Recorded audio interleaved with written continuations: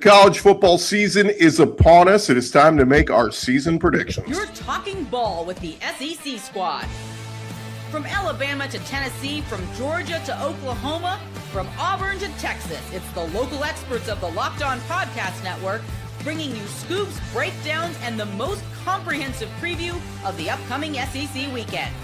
It's the SEC squad, and we have a seat for you. Hurt feelings and thin skin are prohibited. Squad up, you're part of the SEC squad. And what's up, everybody? Welcome to the SEC squad. Sit back, grab your favorite beverage, and join us as we get you ready for another week talking all things SEC. And the season is almost here. We're going to preview the SEC season today. And today's episode is brought to you by Kalshi. For a limited time, download the Kalshi app and use our code LOCKEDON to get $10 when you trade $10. Let's welcome in our panel. We've got a loaded cast of characters today. We've got Stephen Willis from Locked On Ole Miss, John Miller, Locked On Mizzou, Clint Chamblin, Locked On Bulldogs. We got Jimmy Stein, Locked On Bama, Brandon Olson, Locked On Gators, Eric Kane, Locked On Vols, Corey Burton, Locked On Vandy, and hang out backstage is Jay Smith from Locked On Sooners. We'll bring him in as we rotate in our folks. We can only put 8 people on the screen at once. But guys, let's dive into it. Segment 1, we're asking which 2 teams are going to play for the conference championship this season. So we'll go around the horn, make your case for the 2 teams you picked, and then we'll kind of tally up the votes at the end. But we'll go around the horn. Stephen, start with you. You know, normally I say things off the wall and everything, but I imagine everybody's going to go with Georgia and Texas because they're first in the AP. I think this is the year, just as a homer, for me to be a homer. You got a team that has a Heisman Trophy candidate. You have a team with a Doak Walker candidate. Heck, you have the best kicker in college football potentially on your roster. You were 19 seconds away from the national championship game a year ago. Why not go all in? And on the other side, I really respect Brent Venables. Give me Ole Miss and Oklahoma in that SEC championship game. I'm going to go slightly different here. I think it's Oklahoma instead of Texas. I'm going to stick with Georgia because I think they're the safest pick in the conference. I think that Oklahoma has a real path there. In the Red River Shootout, you beat Texas. Now all of a sudden you have that inside track. I just think the Oklahoma running game, offensive line, can be much better this season. Yeah, it's going to be Georgia and Alabama, and Jimmy's going to tell you why the last time Alabama was ranked outside the top 10 in AP poll, what happened that year. Alabama is very good. They need a quarterback to play. Kalen DeBoer knows how to coach that position. The trenches and defensive back is going to carry them, Alabama and Georgia. Well, I'm going to go with Alabama. Not Alabama. I'm going to go with Texas and Georgia in this game. I just think, again, the top 2 teams, I think the cream will rise to the top. Georgia is loaded up on defense. The crossover that I did with Clint earlier this summer got me kind of fired up about the Georgia Bulldogs. I think they're going to make it. I think they're ultimately going to beat the Texas Longhorns in the SEC Championship. I will stay on brand. Give me Georgia and Texas. Sarkisian, I mean, if it's not this year, man, it's never going to be this year. I mean, there's so much talent there. Easily, I won't say easily, but the most talented team in the conference, and I am believing in Texas this year. Maybe I'm drinking that Kool-Aid. Georgia, experience talks. Georgia's got the most underrated quarterback in the Southeastern Conference, in my opinion. He gets no respect amongst all the other ones, and he's arguably the best quarterback in the conference. And, I mean, they're good at other positions as well. But give me Georgia, give me Texas. Well, Stephen Willis started by being a homer, and so I think it's only fair that I continue. And I'm kidding. It's going to be Georgia and Texas. It's going to be Georgia and Texas. I will admit that I was very close to putting Georgia, Oklahoma here, but I think Texas has a ton of talent. I think that Georgia, I hate how many players they have coming back, and I hate how good I feel about them this year. I'm going to be honest about it. Really hated, but it's like a I think that blanket. those are two. I think those are the 2 best teams in the SEC this year. Yeah, I think it's Georgia and Texas. I think they're the 2 best teams. I think Texas has the highest ceiling. I think Georgia has the lowest floor. They're the 2 best teams, but I'm also believing that the schedule is going to really dictate so much of this. Who plays who on the road? There's 9 games. I think that dictates as much as anything, but in the end, I think Texas has the highest ceiling. Georgia's the most consistent team. I like Georgia, Texas at the end. Jay, you're right. I got tossed in here. Yeah, I'm going Georgia, Oklahoma this year. Just as everybody kind of mentioned, Georgia, they're the ones that's been there consistently. I'm not going to take them out of there until they show me that they're not going to make it there, period. Plus, Gunnar Stockton is one of the more disrespected quarterbacks out there. I get the Texas love. The coaches just dropped their preseason all-conference, and they had 11 players from Georgia, 11 from Texas. Oklahoma had 10 right behind them. And if we can finally get over this hump and beat Texas, I think we supplant them and we can find a track to get there. I think I'm going to pick Georgia and Oklahoma. So I'm going to pull the homer tag as well.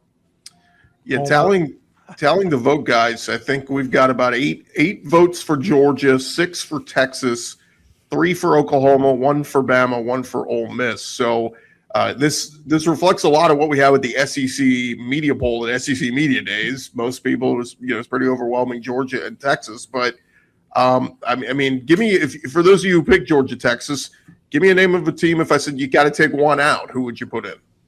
I'd put Oklahoma in. Yeah, I'd take put Texas Oklahoma. out, put Oklahoma in. Yeah, Oklahoma for me. That was my first team out. I'll throw in LSU. For me, if I had to take Georgia out and keep Oklahoma in there, I would have thrown Ole Miss in there as well. I want to take Texas A&M, but I'm gonna go Ole Miss. I'll throw LSU in there for this reason. I really feel LSU has a better starting 22 than what Lane Kiffin had at Ole Miss. I feel like he's got a better lineup, and based on what he was doing at Ole Miss, and now he's got even a better team. Sam Leavitt also coming in, that's different than what Austin Simmons was coming in, Jackson Dart coming in. I mean, I feel like, I don't know that anyone's underestimating Lane Kiffin or not giving him enough thought, but the fact of the matter, I think this LSU starting 22 is better than the Ole Miss 22 he had in Oxford. Early on in the season, LSU is going to surprise some people, put up some good things. The war of attrition over the long haul, because I think you're right, depth is a huge problem at LSU. You start getting down in the second and third, it's a bad situation. I think later on in the season, they're going to drop one against 2 maybe that they shouldn't. Early on, they're going to ruin somebody's season. Yeah, what the LSU take, like 41 transfers this offseason? I'm sure they've got their first string is going to be impressive. I do wonder about that depth, like everybody's saying there. 59 newcomers, I believe it's 44 transfers for LSU. There you go. Thank you. Oh, dang. Yep. Who would be the shocking team to make it? Like, if this team made it, you would just be absolutely floored that they're Arkansas. playing in Atlanta. Vanderbilt. Kane, I think you said that you wanted to put Texas A&M, that you considered putting them. I'd be floored if they made it. Really? I'm just not as bought in on them. I think replacing both your coordinators and stuff, I'm not a big fan. I mean, I hear you. Like I get it, but I mean, they're a top 10 team. So, like, does that really qualify as being floored? I don't think they should be. Okay. And they were 11-0 last year. They were 1 win away from going to Atlanta That's last true. year. They did just have a lost cake to Texas. schedule last year, though. I think if Tennessee gets quarterback play, they could surprise. And if that happened, I would be floored. But I do think that potential is there. So I listened to Heather Dinich on the Pat McAfee the other day. So, like, I mean, there's just, why even show up and play the games, right? I mean, she knows it all, right? So why even show up? So I appreciate it, Steven, Steven, but we probably just, call it quits now, right? I like Steven's pick in the sense that the last time Tennessee had a freshman quarterback, they made the 12-team playoff. And this kid has a lot of talent. I don't rule out Tennessee by any means. I don't know that you see them often predicted to get that far, but I think Tennessee is certainly capable. I think Faison Brandon, he's currently trending to win the job now. We'll see if this time next week Josh Heupel's named a starter. Typically, this is, this upcoming weekend's kind of when he names it a starter. Faison Brandon, I would say, is trending because he's had a better camp. He's made more plays, explosive plays in scrimmages. I mean, he's 6'4", 225. He looks like $1 million. He's walking in. He or George McIntyre are walking into a good situation. Veteran offensive line, explosive at wide receiver. 1,000-yard rusher in the backfield, plus a lot of competition in that backfield. If the defense can take a big step, obviously, need a big step. Not going to be 2024's defense, obviously, but I mean, yeah, I think Tennessee, as long as you get a quarterback that manages the game well, makes a couple of plays, and does not turn the football over, and Josh Heupel's quarterbacks outside of Joey Aguilar do not turn the football over, yeah, I think Tennessee can certainly be exciting offensively. Yeah, I think that's one team that would floor me is them and A&M, and then more so with Tennessee, it's the wow, your young players really stepped up, and your new defensive coordinator, Jim Knowles, really got them going very fast, like a lot earlier, a lot more ahead of schedule. If he did that, that's to me is the only way I see Tennessee getting there is if he's ahead of schedule, like you said, Eric. 2024, probably not, but if he can get really close to that, and you have a quarterback that just manages the game properly, you could probably sneak past some of these games that people are kind of betting Tennessee off on. And so they would, but A&M is definitely the one that would floor me if anybody, because losing both your coordinators, you promote it from within, someone that's never called plays before. Right. Little concerned there. The only thing that can help you is Marcel Reed as a returner, but at the same time, do we trust Marcel Reed making all the choices? I don't know if I can do that yet. No, A&M's big problem is Marcel Reed. He's going to give the ball to the other team quite a lot, and it's a huge problem. Tennessee, I like what they have going on, and Josh Heupel always goes quarterbacks, but the schedule is brutal for them. They play 4 teams that they'd likely take an L on. If they can get past 2 of those, yes, they got a chance. But A&M, last year I was high on A&M. I picked them to be in the playoff. This year, I think they missed the playoff in entirety. Real quick, around the horn, John Miller, give us everybody give me your SEC champion winner. We did who would get to Atlanta, but John, run down the line. Give me your winner of the SEC championship. I'll stick with Georgia. Emotional hedging, Bama. Corey? Georgia. Cater? Hook 'em, baby. It's the year. Okay. Steven? Yeah, you don't even need to ask. Ole Miss? All right. Yeah, if you're going to go homer, go homer. Okay. Jay? I kind of agree with Steven on that. I was going to do the emotional hedging, but nah, give me Oklahoma. Jimmy? I'll go Texas. Brandon, put yourself back in here for somebody. It's Georgia, unfortunately. Gordon, who you got? That was satisfying. I got Georgia. Yeah, I mean, I want to pick Georgia, but 3 straight years of winning it. Yeah, do it, Somebody's got to break through. I think Texas. I'll ride with Arch and Sark. I think they get it done. Do it, Gordy. So just I hate to be the guy defending Georgia. I just got to ask real quick. So Georgia has shown you they can win consistently big games.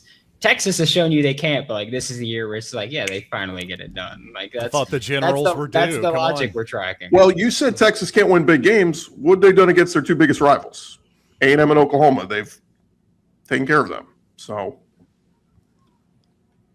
what have they done in the college football playoff? well, That's yeah. the What's everybody done in the playoff? Everybody's lost. Georgia's lost. Last year. Missouri beat Kansas. That was their biggest rival. They should be in the SEC championship and win by that logic. See? Thank you.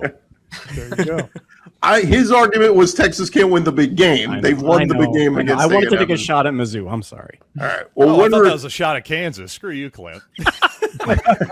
when we return, guys, we talked about who's getting to Atlanta. Who's making the playoff? It ain't about getting to Atlanta. Who cares? SEC title? Who cares about that? We just want to make the playoff. We'll talk about that coming your way next.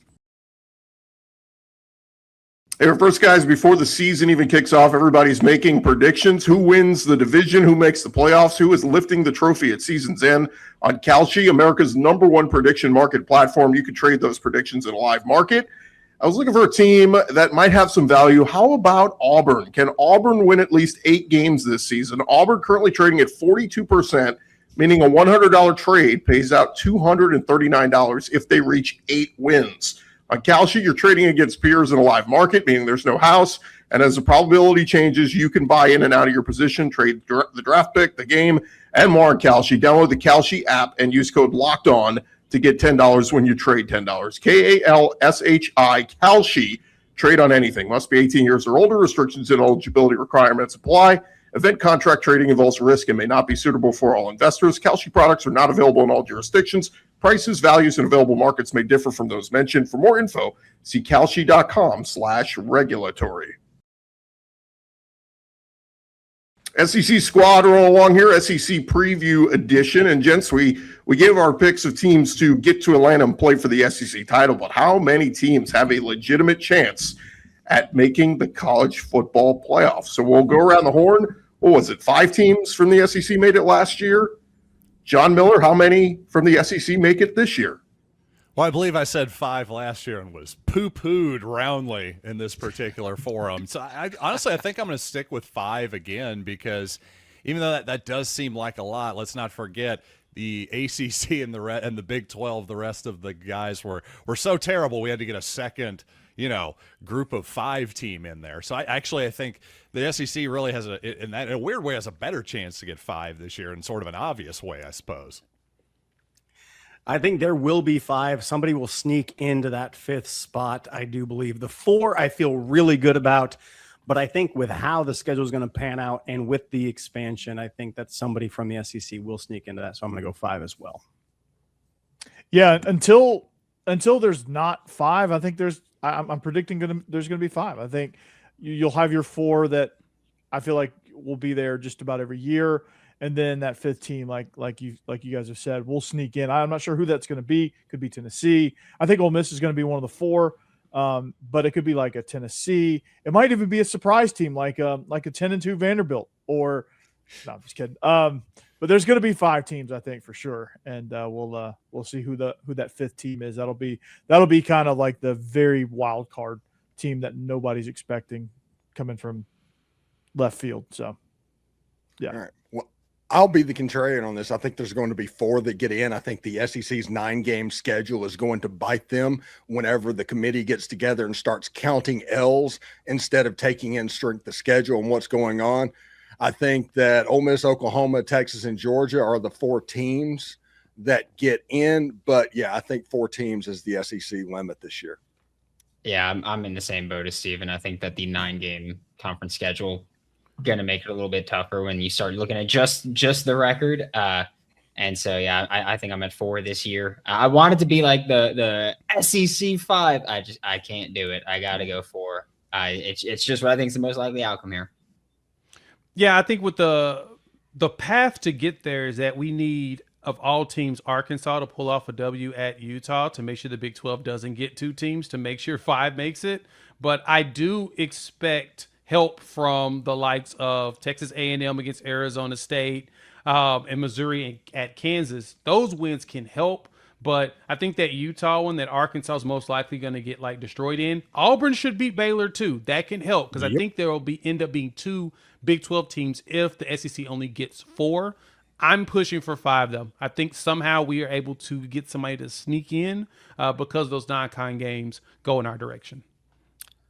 I think it'll be 4. The first year there were 3. Last year there were 5. The average is 4. The difference was Notre Dame. Notre Dame in the first year, SEC only had 3. Notre Dame not in last year, opened up an additional spot. SEC had 5. This year Notre Dame likely in. So I'm going to go 4 SEC teams, and the 9-game SEC schedule will be the talk of college football through November, in terms of what is the committee going to do with an SEC team that has 1 more loss than they're normally used to dealing with, but is clearly good enough to be in the playoff. I think that's going to be the discussion in November.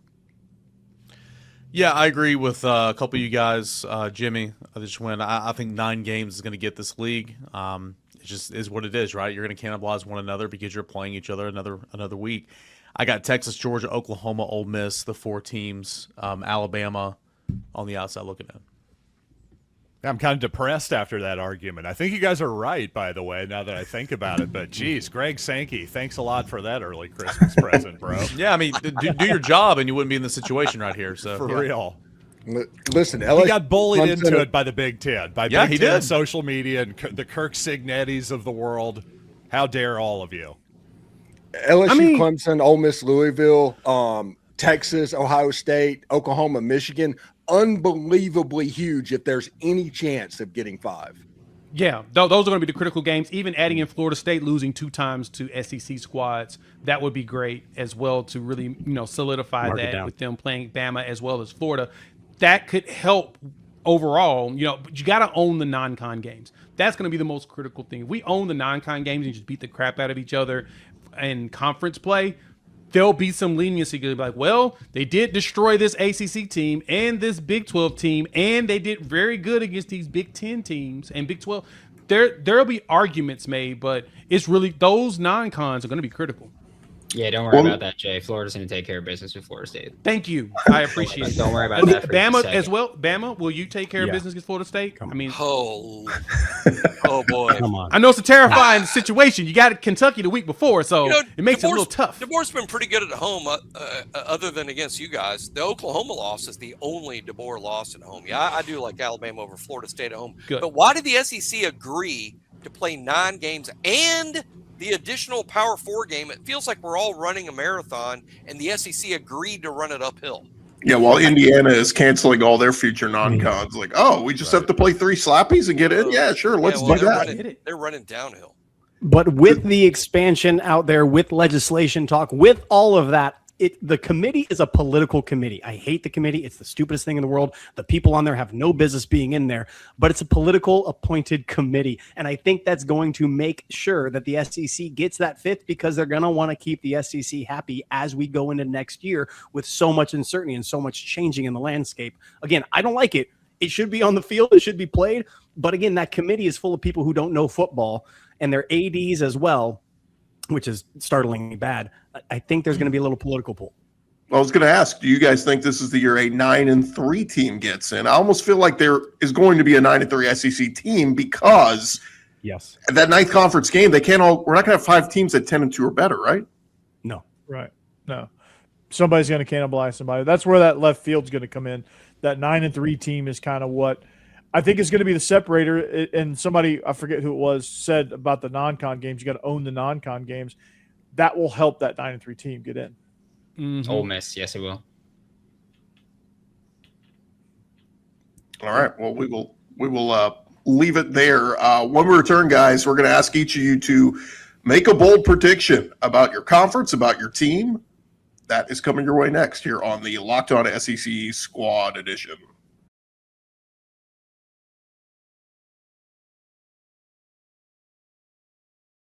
Grab the reins. Love it. Corey, we'll start with you. Yeah. So bold prediction. For Vanderbilt, I think they're going to hit their ceiling. A lot of people are saying Vandy's going to go back to being that 3-9, 4-8 type team. I think they're going to hit their ceiling. They're going to win about 8 games or so. That's my bold prediction. And I think Jared Curtis is going to have a really, really nice football season. I don't know if that's bold, but Jay, you're up next. My boldest prediction in conference is in general is that Mississippi State's gonna be better than people think this year. Mm-hmm. Bringing back Zach Arnett, who 2 years ago was the head coach and defensive coordinator, it feels kind of like an Elko situation, just not as extreme. He's coming back 2 years later. Some of those players are still around on the defensive side of the ball that he recruited and was coaching, and so all Lebby ever needed is a defense. That was the biggest challenge he had last year. Some games he should have won if he played defense.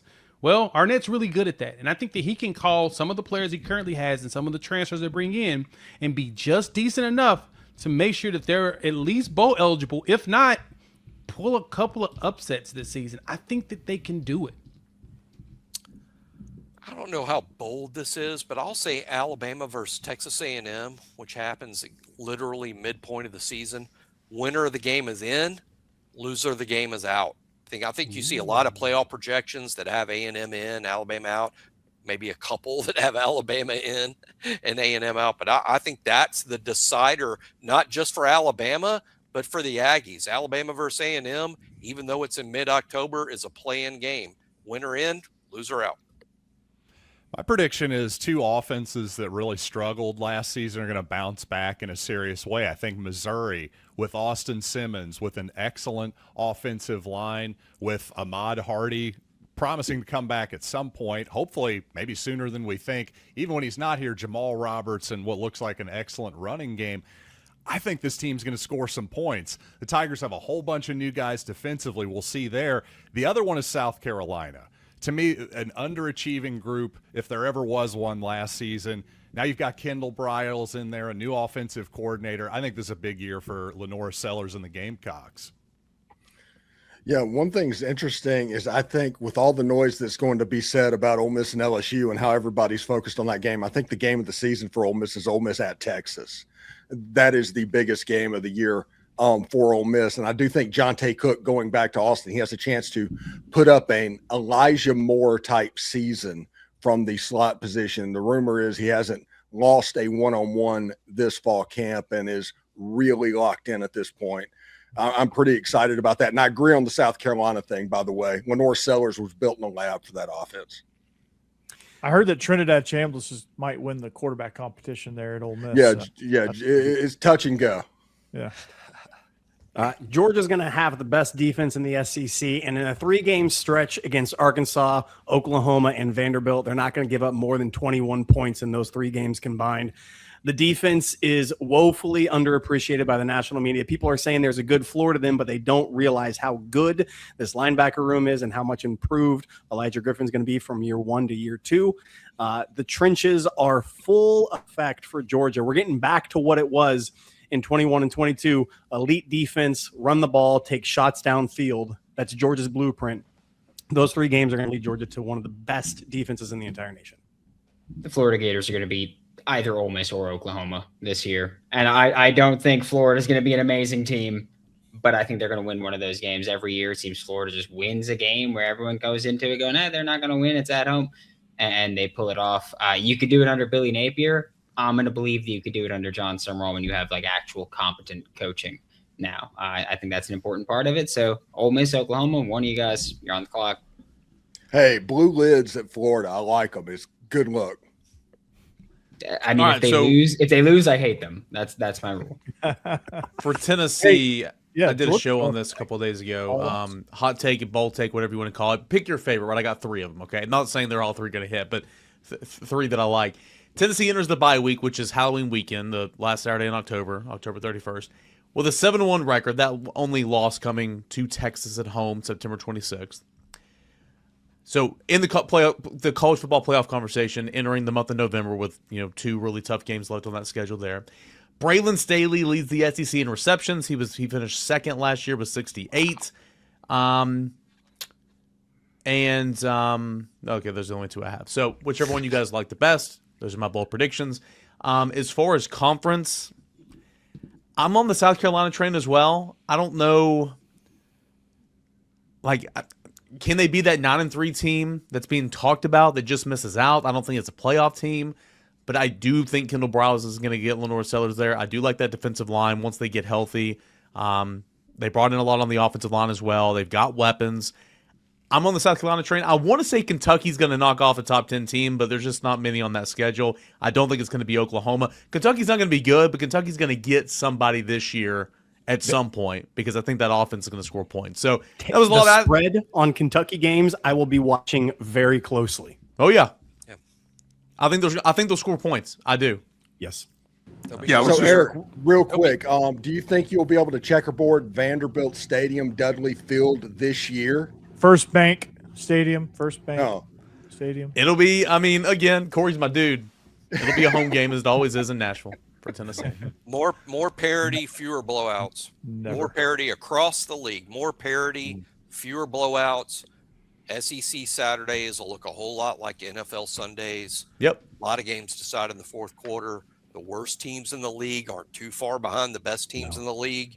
And whoever gets it done in the fourth quarter will still be standing at the end.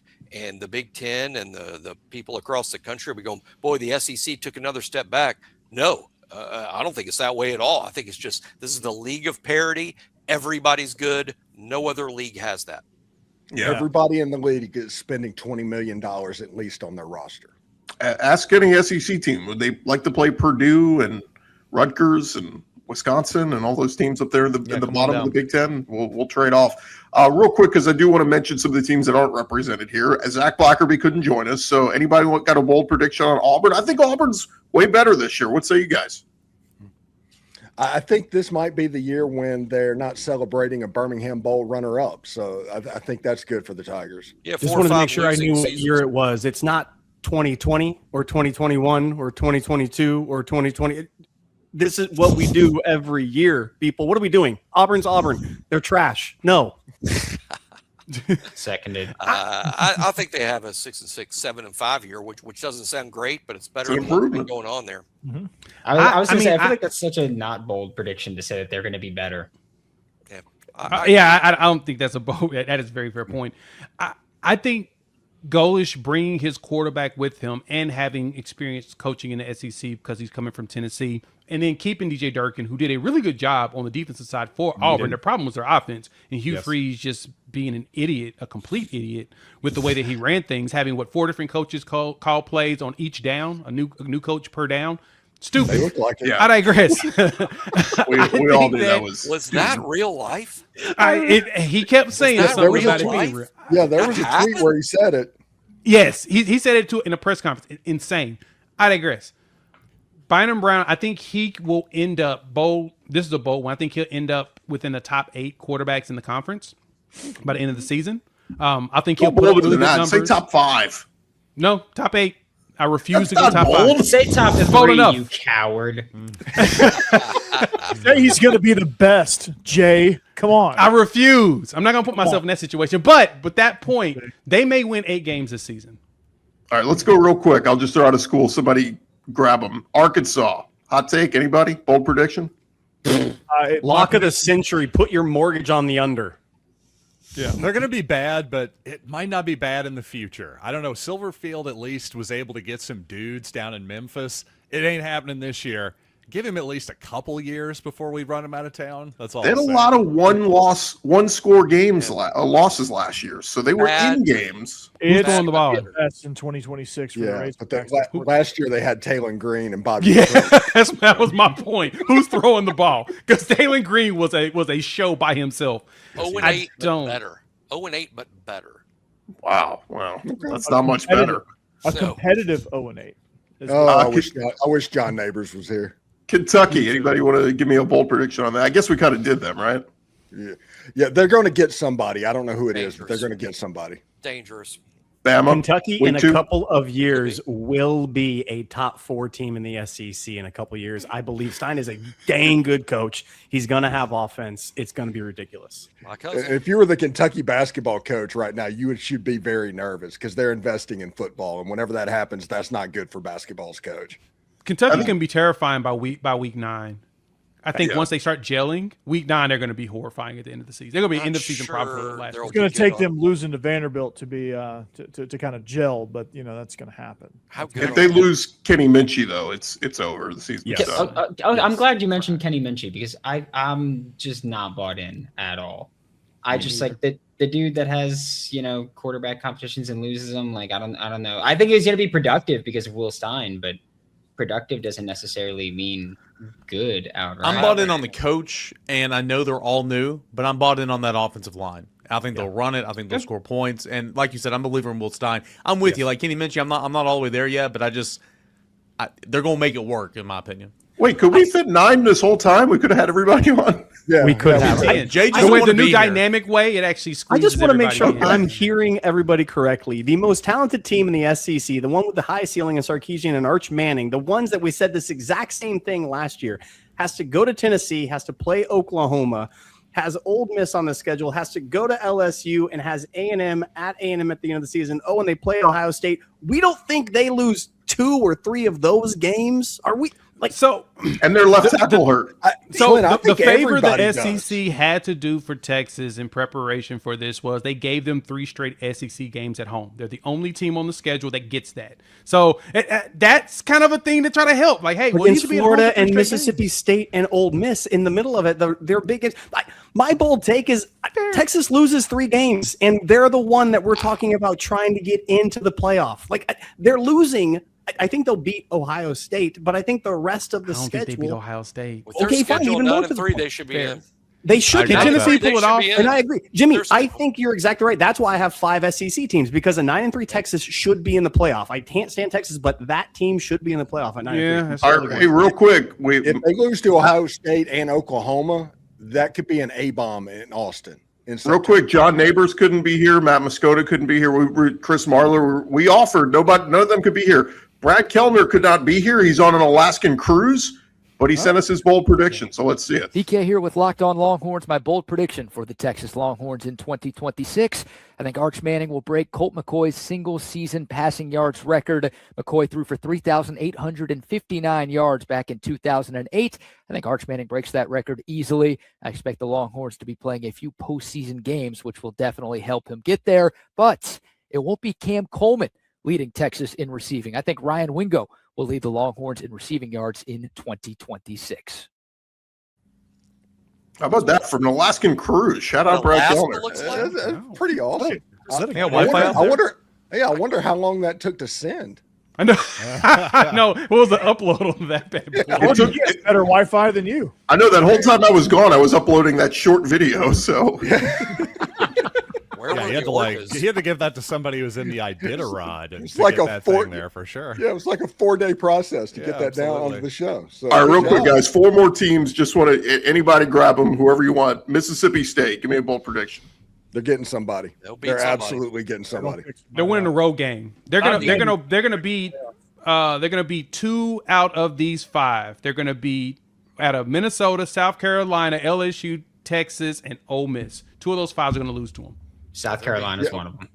Minnesota's the other. And LSU? Minnesota is a must-win for Mississippi State and Jeff Levy. Period. All the non-cons are must-wins for the SEC teams.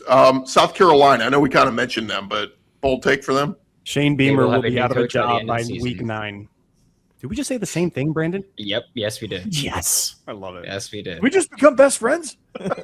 No, we found out this week. They've been best friends for a long time. Jakari's Peak and Dylan Stewart not going to be ready for the start of the season. So Good, not good a good enough. thing. South Carolina, good, but not good enough. Yep.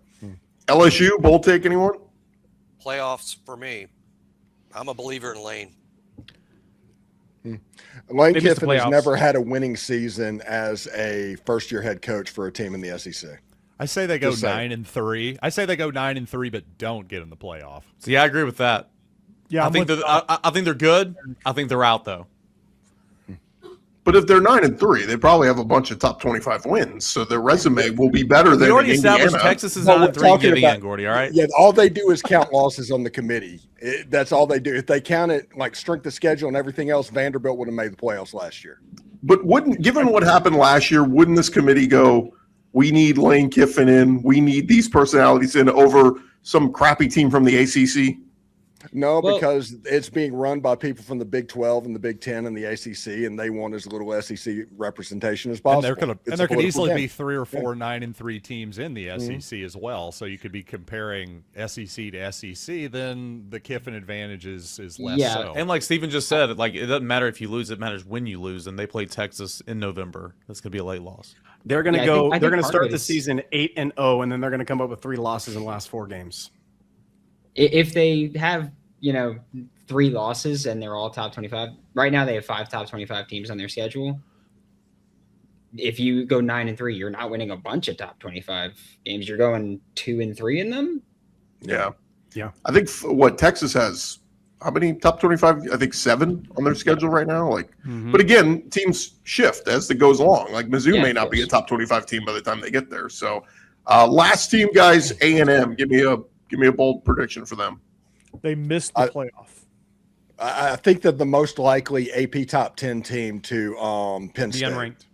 Mhm. Yeah, I think they're the one that ends up being unranked at the end of the season. Yeah, and it's going to be like when an we did the upset that squad makes no show. sense. Citadel knocks them off. Is it strange to say something like Marcel Reed is the reason they make the playoffs, or Marcel Reed is the reason they don't make the playoff? No, I get That's it. pretty Very consistent. I accurate, understand yeah. that. That's That's great. what we all think. All right, guys. Last thing before we wrap up here, it's our prediction show. So, Corey, start us off. Give us your national champion. My national champion. Okay. I'm going to go with the Georgia Bulldogs. They're going to get it done. SEC. Wow. Natty. Let's get it. I like it. About time. Jimmy?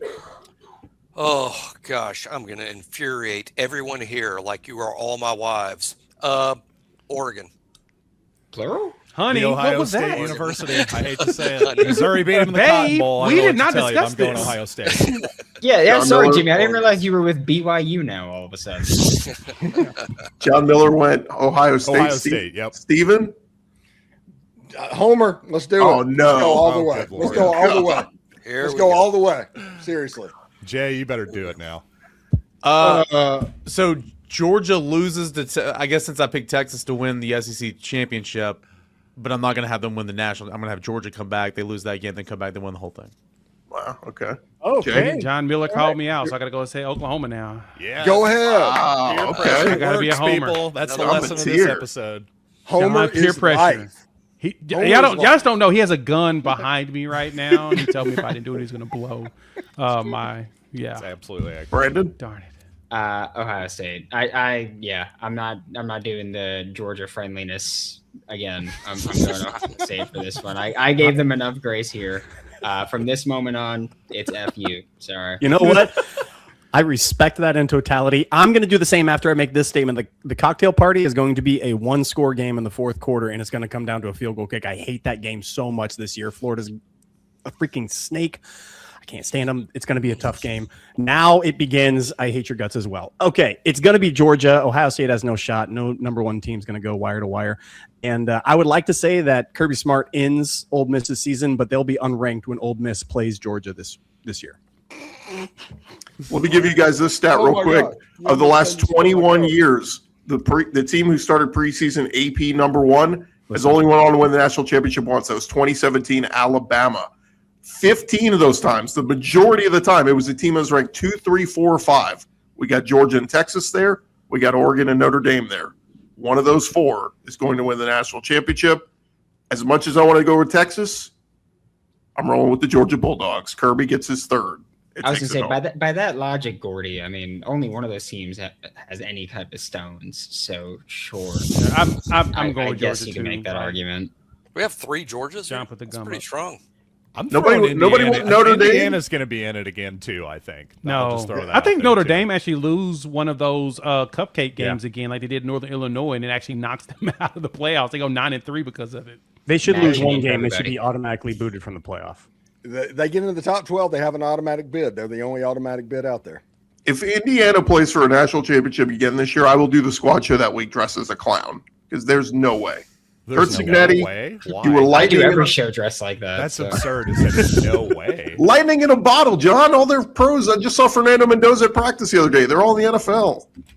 It's not I going don't to know, happen. man. That but- offensive and defensive line, those receivers still look pretty good to me. Josh Hoover, I think, is a pretty good fit. I'm not saying he's I do not Mendoza. like Josh Hoover. Kirk Signetti's still there. I think as long as he's there, they're a contender. And elite coordinators both back.